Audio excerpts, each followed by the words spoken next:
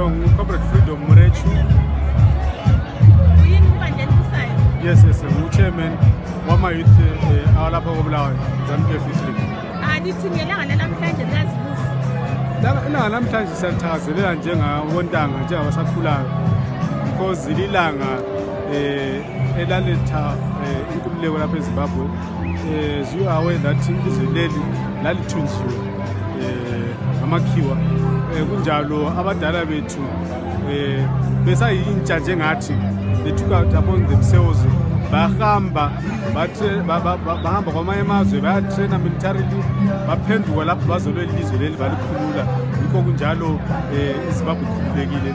Thina ontanga siba ne-right ukusihambe lathi ezikolo siyofunda singene kwezamabhizinisi lapho sikhona kuyemba ivini ezangaphansi igolide sikwazi lathi ukugebha njengabontanga.